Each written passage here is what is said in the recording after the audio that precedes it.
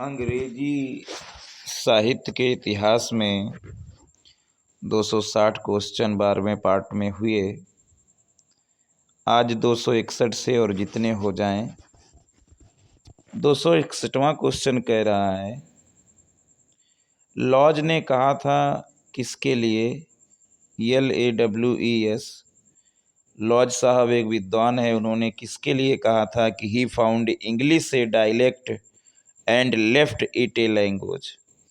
उसने भाषा को बोली के रूप में पाया और उसने इसको भाषा बनाया। मतलब इंग्लिश को उसने पाया तो बोली के रूप में लेकिन भाषा में विकसित करके छोड़ गया। तो he found English a dialect and left it a language. तो ये कहा गया था चौसर के बारे में। Chaucer found English a dialect DIALECT and left it a language. तो चौसर के बारे में लॉज साहब ने कहा था। 262वां है, अर्नोल्ड ने लिखा है कि with him is born our real poetry. इसमें हिम किसके लिए आया है? अर्नोल्ड ने लिखा है कि with him is born our real poetry. तो हिम किसके लिए आया है? तो हिम अर्नोल्ड ने जो अपनी एक उनका कविता किताब है दी स्टडी ऑफ पोट्री, अर्नोल्ड साहब दी स्टडी ऑफ पोट्री जो 1880 में लिखी है उन्होंने, तो उसमें चासर को क्रिटिसाइज किया है और उन्होंने बताया है कि चासर में हाई सीरियसनेस की कमी है। लेकिन उन्होंने ये स्वीकार किया है कि with him is born our real poetry. उन्होंने जन्म दिया हमें वास्तविक कविता का, ट्रूथ ऑफ सब्सटेंस का, सत्य के मटेरियल को अपने स्टाइल में उन्होंने अपने मैनर में उतारा। तो हिम जो आया है यहाँ चासर के लिए आया है। अर्नोल्ड ने अपनी किताब दी स्टडी ऑफ पोट्री 1880 में जो लिखी, उसमें जो हिम आया है इस लाइन में, with him is born our real poetry, तो वो ये तो मानते हैं कि हाई सीरियसनेस की कमी है, लेकिन ये स्वीकार करते हैं कि उन्होंने रियल पोट्री को जन्म दिया चासर ने। तो 262वें में चारों ऑप्शन गलत हैं, अर्थात डी वाला सही है। ना तो मिल्टन के बारे में कहा, ना शेक्सपियर के बारे में, ना वर्ड्सवर्थ के बारे में कहा है उन्होंने, चासर के बारे में। 263वां क्वेश्चन है कि who quoted these lines about tragedy. किसने ये लाइनें बताई हैं ट्रेजेडी के बारे में?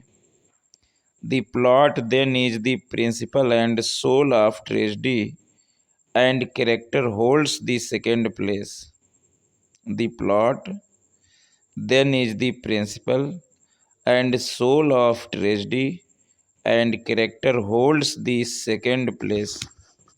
तो ये हो जाएगा, ये जो लाइन कही है ट्रेजेडी के बारे में, the plot then is the principal and soul of tragedy and character holds the second place, ये कहा गया है अरस्तु के बारे में। अरस्तु ने ये कहा है, the plot then is the principal and soul of tragedy and character holds the second place. Plot सिद्धांत है और ट्रेजेडी की आत्मा है प्लॉट, और चरित्र जो है दूसरा स्थान है, ये अरस्तु कहते हैं। ट्रेजेडी की आत्मा कौन है? प्लॉट। दूसरा स्थान अरस्तु ने क्या बताया ट्रेजेडी का? अपनी थ्योरी ऑफ ट्रेजेडी में उन्होंने दूसरा स्थान कैरेक्टर का बताया। ऐसा कहने वाले अरस्तु साहब हैं। 264वां क्वेश्चन है कि कौन आधुनिक अंग्रेजी प्रोज के लिए स्टाइल यानी शैली को सेट करता है? तो स्विफ्ट साहब जो थे उन्होंने आधुनिक इंग्लिश प्रोज के लिए शैली को सेट किया। Who set the style for modern English prose? तो Swift set the style for modern English pros.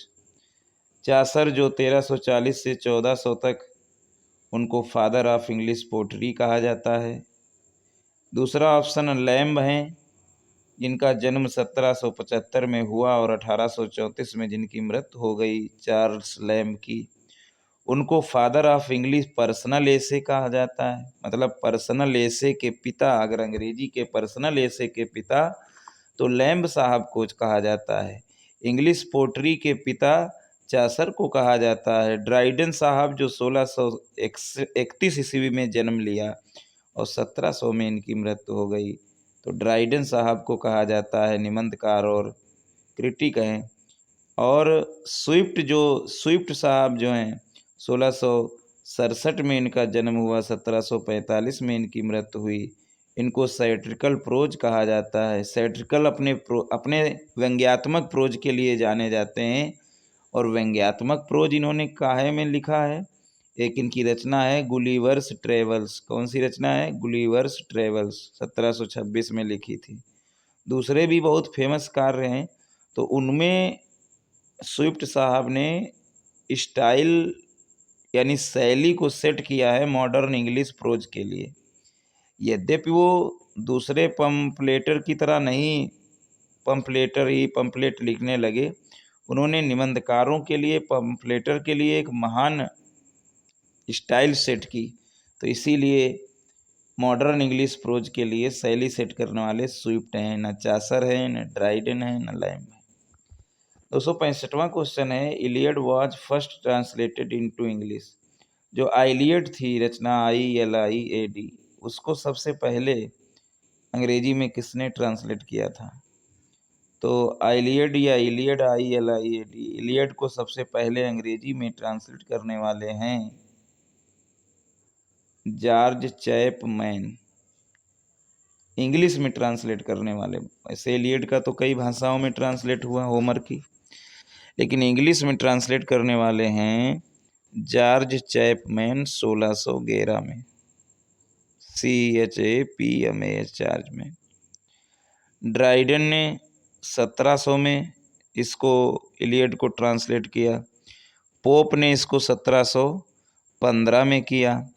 John king ने तो और बाद में किया, लेकिन जॉर्ज चैपमैन ने सबसे पहले किया ड्राइडन ने भी, पोप ने भी, लेकिन ड्राइडन ने 1700 में किया, पोप ने 1715 में किया। सबसे पहले किया है जॉर्ज चैपमैन ने 1611 में।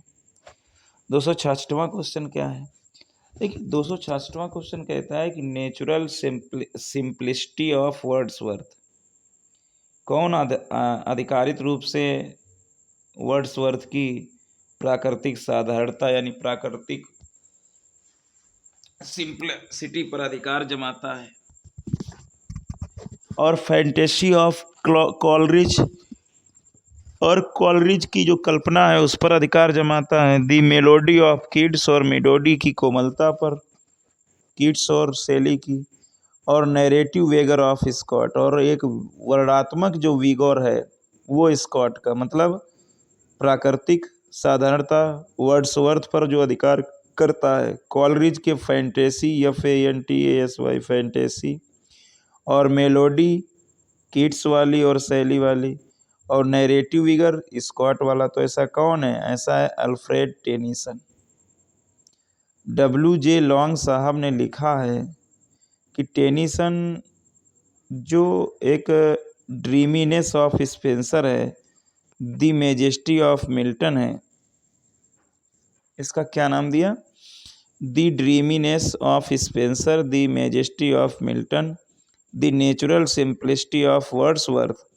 मतलब स्पेंसर की ड्रीमीनेस है, मिल्टन की मैजेस्टी है, वर्ड्सवर्थ की नेचुरल सिंप्लिसिटी है, ब्लैक और कॉलरिज की फैंटेसी है, मिलोडी किड्स और शैली की है, नैरेटिव विगर स्कॉट और बायरन की है।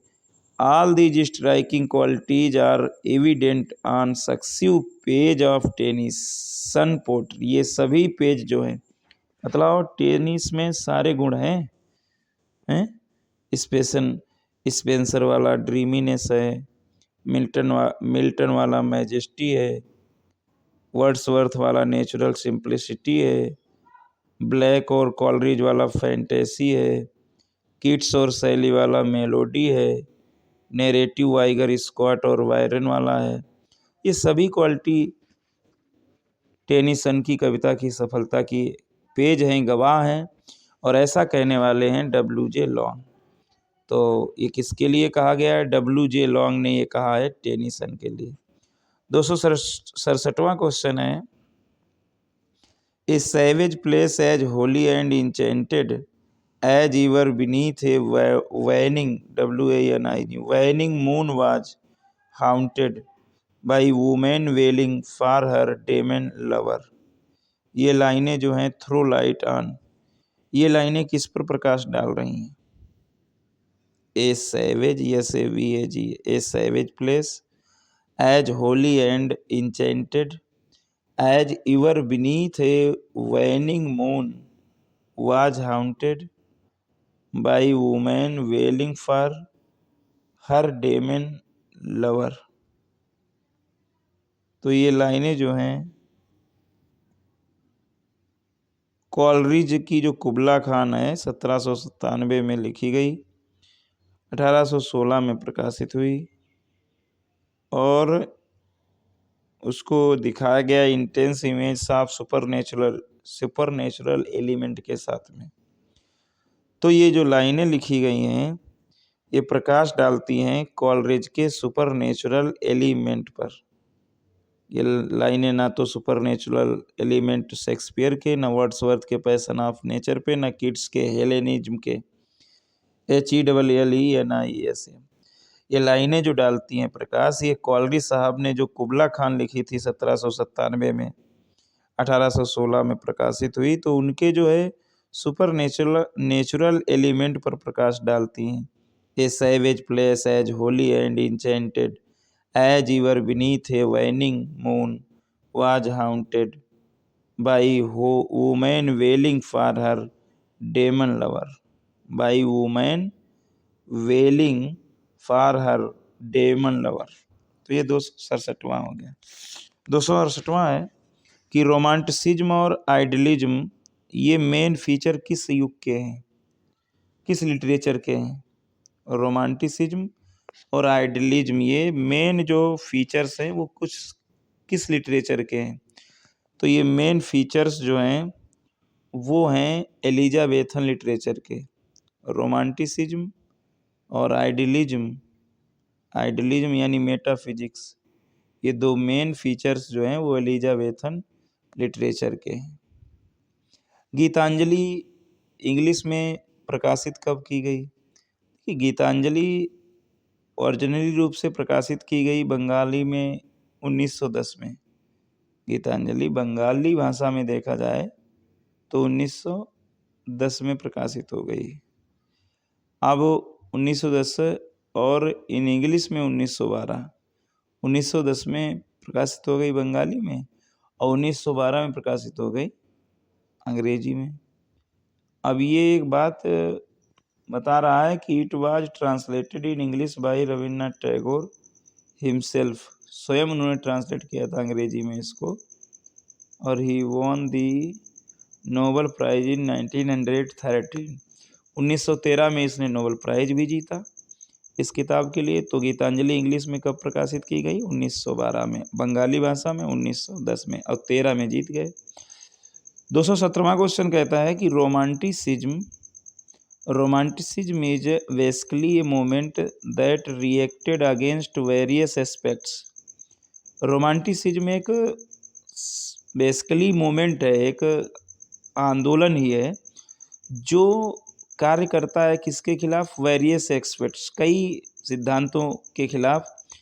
इन philosophy the romanticism reacted against, और दार्शनिक रूप में वो रोमांटिसिज्म जो है रिएक्ट करता है किसके खिलाफ? The rationalism of the 18th century. 18वीं शताब्दी के रेशनलिज्म के खिलाफ काम करता है।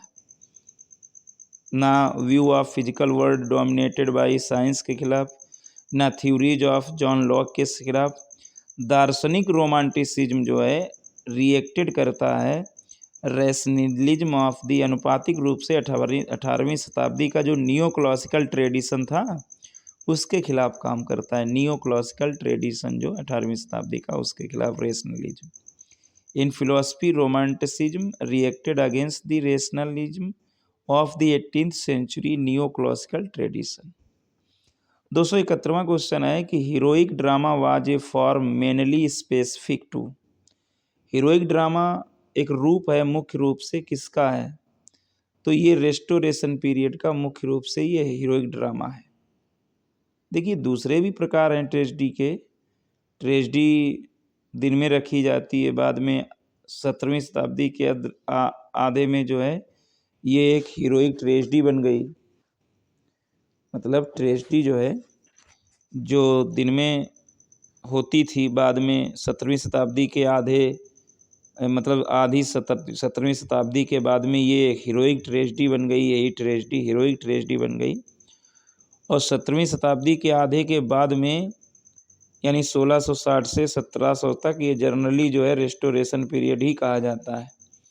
तो heroic drama was a form mainly, विशेष रूप से हीरोइक ड्रामा कहाँ का वो था? तो रेस्टोरेशन पीरियड का। 272वां कहता है पुलित्जर प्राइज जो है दिया जाता है।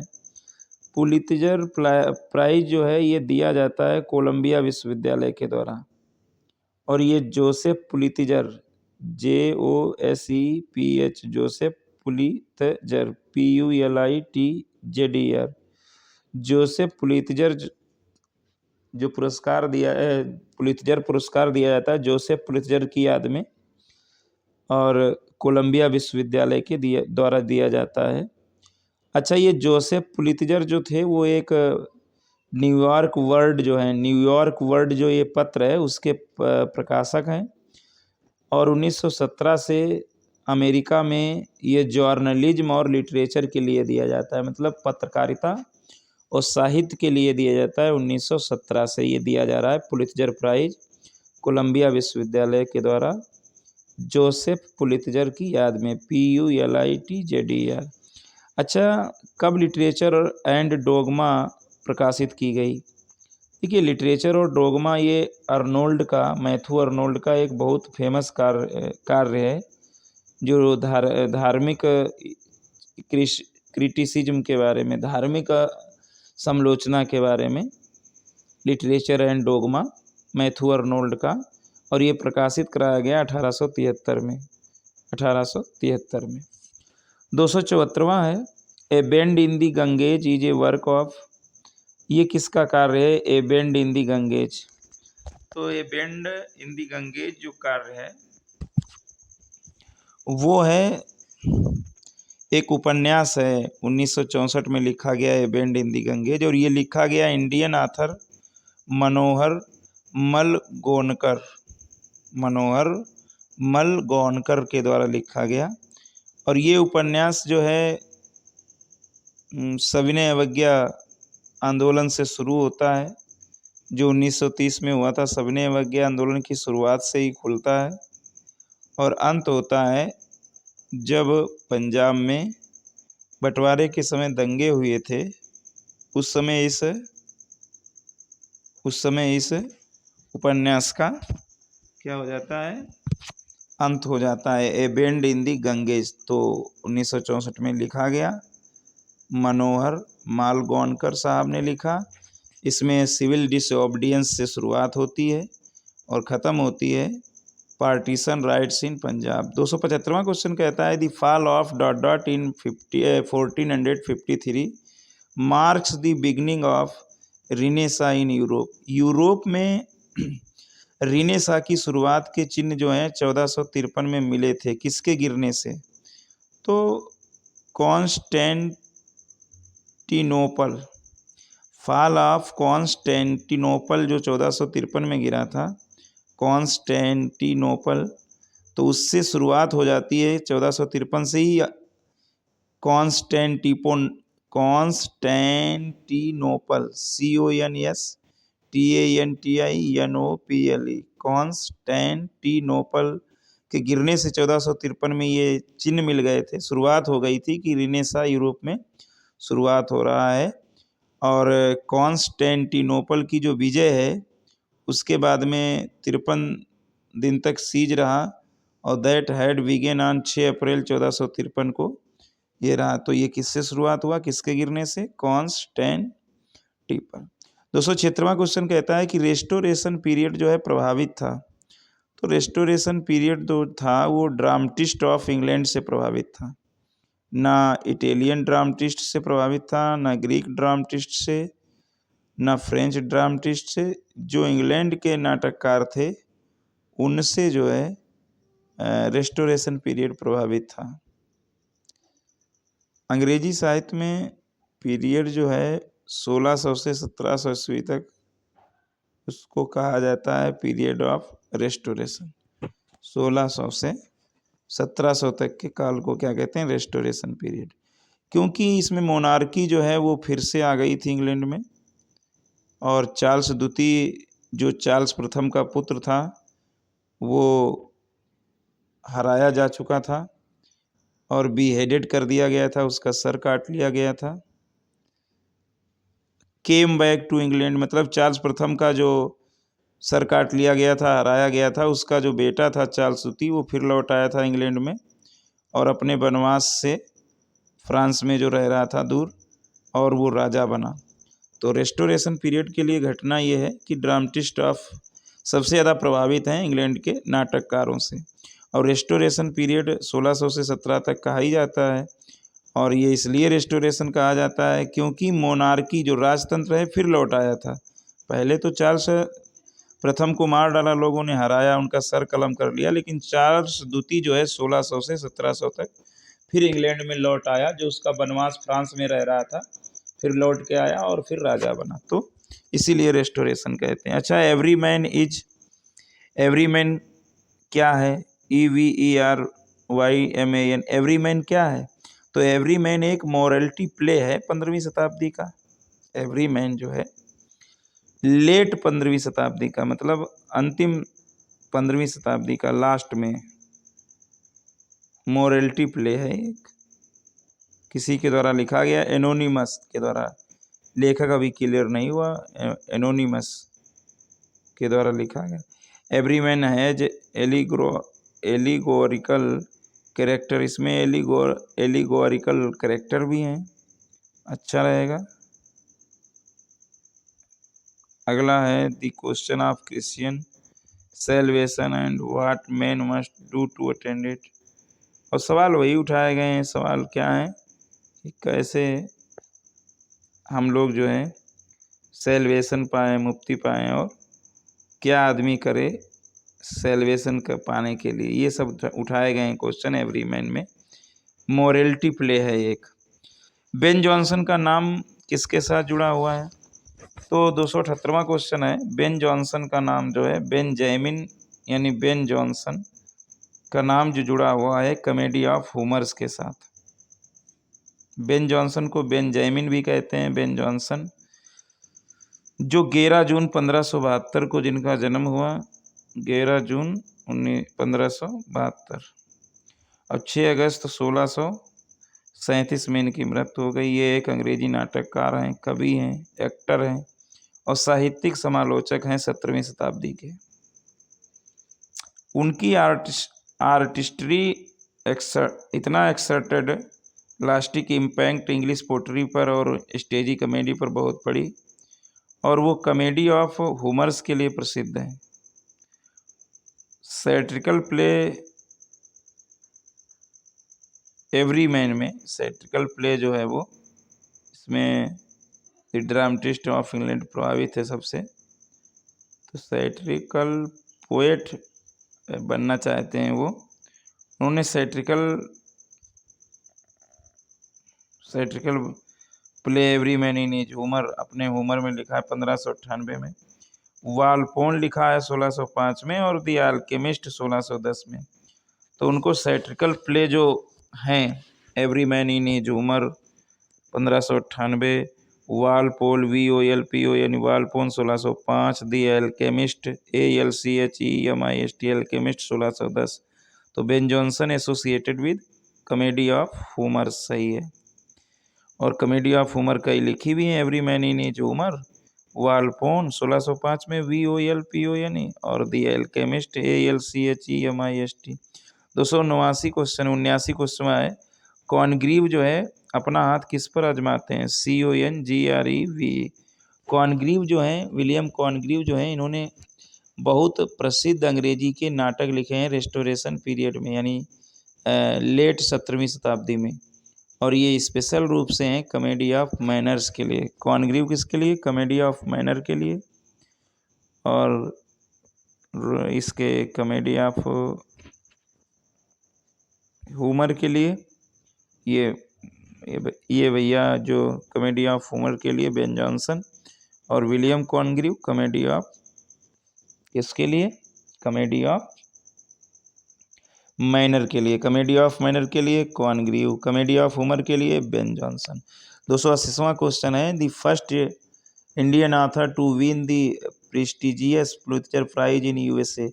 यूएसए में किसने भारतीय पहला लेखक है जिसने पुलित्जर प्राइज कोलंबिया विश्वविद्यालय जो द्वारा जो दिया जाता है जोसेफ पुलित्जर की याद में 1917 से दिया जाता है, 1917 से पत्रकारिता और साहित्य में। तो ये पहले भारतीय कौन थे जिन्होंने जीत लिया? ये तो पहले भारतीय थे ये झम्पा लाहिरी। झम्पा लाहिरी 2000 में जीता। उनकी पहली डिबेट शॉर्ट स्टोरी कलेक्शन थी जिसका नाम था interpreter of maladies. Maladies, interpreter of maladies, MALADIES, maladies, interpreter INTERPRETER, interpreter of maladies के लिए उन्होंने 2000 में शॉर्ट स्टोरी के लिए झम्पा लाहिरी ने पुलित्जर प्राइज जीता। 281वां क्वेश्चन है कि अगस्टन राइटर्स जो एपिटैफ थे, अगस्टन राइटर्स एपिटैफ पढ़ता है, one who store with all his might to champion liberty. कौन है जो स्ट्रोव करता है अपने सभी शक्तियों के साथ में टू चैंपियन लिबर्टी के लिए, स्वतंत्रता के समर्थन के लिए अपना सब कुछ झोंक देता है, वो कौन अगस्टन राइटर है? तो अलेक्जेंडर पोप हैं अगस्टन राइटर्स का जो एपिटैफ है वो लिखते हैं, one who strove with all his might to champion liberty. तो अलेक्जेंडर पोप ही सब कुछ कर सकते हैं। Alexander Pope the Augustan writers epitaph reads, one who store with all his might to champion liberty. French revolution कब हुई? तो फ्रेंच रिवोल्यूशन 222वां क्वेश्चन है। तो फ्रेंच रिवोल्यूशन जो है 1789 को हुई, 1789 से 1799 तक चली। अगला है 1799 तक चली, 89 से लेकर खूब चली 11 साल। और नेपोलियन के द्वारा इसको फॉरवर्ड किया गया।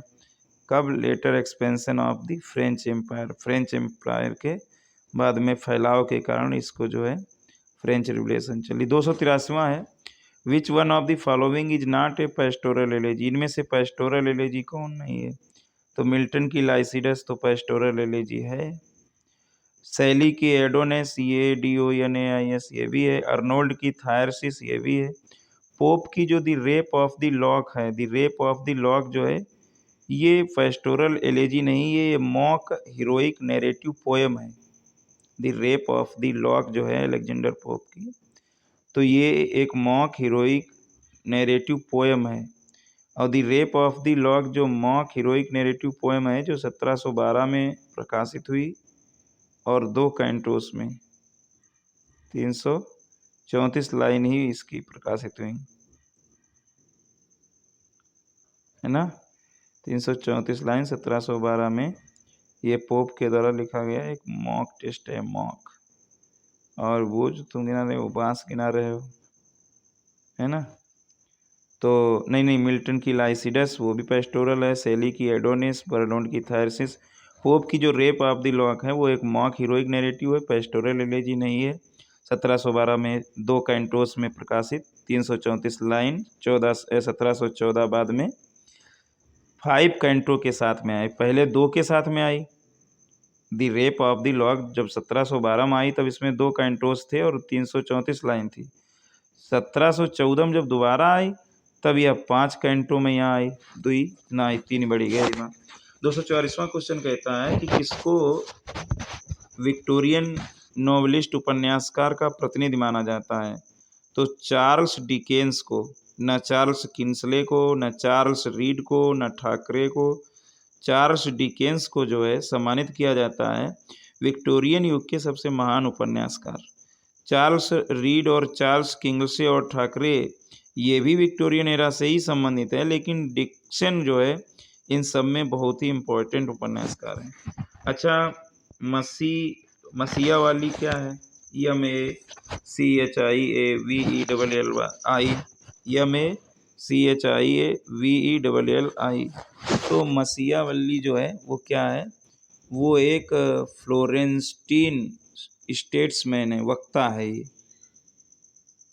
जो मसीहा वैली है, MACHIAVELLI, ये एक फ्लोरेंसीन स्टेट्समैन है, वक्ता है, और जो फ्लोरेंस में जन्म लेता है, इटली में जो फ्लोरेंस है, और कई साल तक उसने जो है एक senior official in the फ्लोरेंसीन Republic with responsibilities in diplomatic and military affairs. He wrote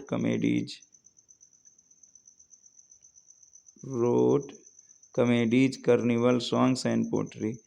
मैकीवेली, MACHIAVELLI, is a फ्लोरेंसीन statesman है जो फ्लोरेंस इटली में जन्मा। कई सालों तक वो सीनियर ऑफिसर रहा फ्लोरेंस रिपब्लिक में, अपनी जिम्मेदारी निभाता रहा मिलिट्री और डिप्लोमेटिक अफेयर में, और उसने कॉमेडी लिखे, गीत लिखे, कविताएं लिखी। 286वां है, एसाई का पिता कौन है? ESSAIS। तो एसाइस का पिता जो है मॉन्टेन है, जो फ्रांस में रहता था, मिचेल। इसका पूरा नाम है मिचेल इक्यून डी मॉन्टेन, MONTAIGNE। ये फादर ऑफ एसेज कहे जाते हैं, और एसेज जो फ्रांस में एसेज को कहते हैं एसाइस, ESSAIS। नाम मिचेल से होगा, MICHEL। इक्यून में होगा EYQUEM, इक्यूम, DDED। मॉन्टेन, MONTAIGNE, मॉन्टेन। तो मिचेल इक्यूम डी मॉन्टेन जो है फादर ऑफ एसेज हैं। इन्होंने एक नई लिटरेरी फॉर्म को जन्म दिया, एसाइस, जो बड़े नंबर पर 60 subjective treatments of various topic, विभिन्न टॉपिक पर विभिन्न सब्जेक्टिव ट्रीटमेंट होता था बड़े नंबर पर। और एसआई जो था, ESSAIS, इसको प्रकाशित कराया 1580 में मॉन्टेन साहब ने, और इससे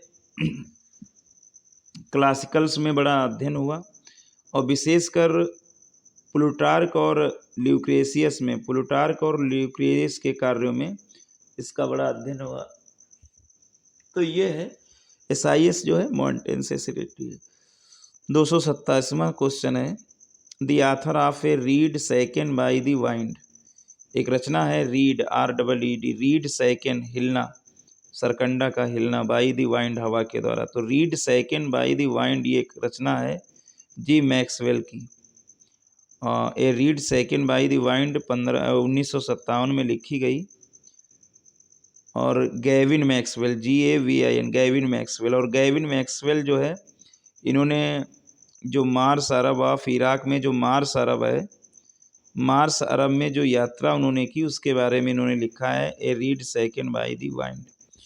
288वां क्वेश्चन है, an allegory, ALLEGORY, an allegory is a series of metaphors or symbols continued throughout an entire story so as to represent or describe one series of facts by another series that is analogous to it in its main features। Nesfield. ये जो लाइनें दी गई हैं, किस किताब से ये एलॉगोरी किसके ऊपर होता है? मतलब ये एलॉगोरी की नेस्फील्ड ने दी थी परिभाषा। एक विद्वान है नेस्फील्ड, NESFIELD, उन्होंने बताया था, an allegory is a series of metaphors और symbols continued throughout an entire story so as to represent or describe one series of facts by another series that is analogous to it in its main features। तो इसमें कौन सी allegory है? तो Robinson का क्रूस्यू है, Gulliver's का travels है, the crucifixion of Christ है, या पिलग्रिम प्रोग्रेस है। तो गुलिवर्स ट्रेवल्स ये किताब का नाम है, ये भी नहीं है। रॉबिन्सन क्रूसो ये भी नहीं है allegory. The crucifixion of Christ ये भी नहीं है। पिलग्रिम का प्रोग्रेस जो है, नहीं, पिलग्रिम प्रोग्रेस जो जॉन बनियान का है वो एक एलिगोरी है जॉन बनियान का। ये प्रकाशित की गई पिलग्रिम प्रोग्रेस 1678 में, 1678 में। और नेसफील्ड ने ये परिभाषा दी थी, an allegory is a series of metaphors और symbols continued throughout an entire story so as to represent or describe one series of facts by another series that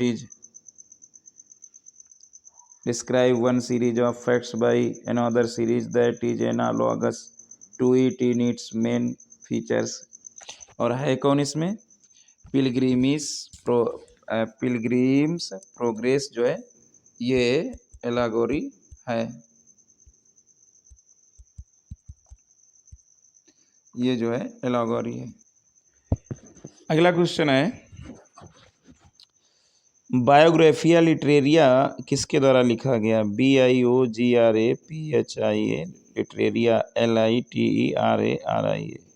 Biographia Literaria लिखा गया कॉलरिज के द्वारा। ये एक प्रोज वर्क है। Biographia Literaria एक Wordsworth की जो कविता की थ्योरी थी उसका व्याख्या उन्होंने किया, उसको व्याख्या किया है, उसकी समालोचना भी की है, दोष और गुण बताए हैं। और मुख्य तौर पर जो विलियम वर्ड्सवर्थ की थ्योरी यानी काव्य की थ्योरी का उन्होंने एक्सप्लेनेशन किया है उसमें उन्होंने साउंड सेंस लिया है और इल्यूमिनिंग आइडियाज़ लिए हैं जर्नल सब्जेक्ट ऑफ पोट्री पर। और अंग्रेजी भाषा में दूसरी किताबों की अपेक्षा कविता को किस तरीके से सामान्य विचार दिए हैं वो उसमें बताया गया है। और 290वां और अंतिम क्वेश्चन है, रोमांटिक रिवाइवल की जो काव्य है वो एक क्रांति है किसके विरोध में? तो ये हमने बताया है कि रोमांटिक रिवाइवल कविता जो है एक क्रांति है, वो है classical rules of poetic diction. जो काव्य में क्लासिकल रूल्स थे, पुराने रूल्स थे, classical rules of poetic diction का जो बंधन था, बॉन्डेज थे, उनके खिलाफ क्रांति है। क्लासिकल एज या ऑगस्टन एज जिसकी विशेषताएं होती थी rules, instance, on A set of poetic style of classical poets, तो इससे वो ऊब गए थे, ज़्यादा बंधनों में नहीं बंधना चाहते थे। और बाकी ना तो क्रांति है गांव के जीवन के तरीकों के खिलाफ क्रांति है, ना ही अंग्रेजी में लिखित जो मौखिक सुंदरता है उसके खिलाफ है, ना गवर्नमेंट के कार्यों के खिलाफ है, सिर्फ classical rules of poetic diction के बंधनों के खिलाफ में। तो इस तरीके से 290 तक हुए। Thanks for watching for my channel.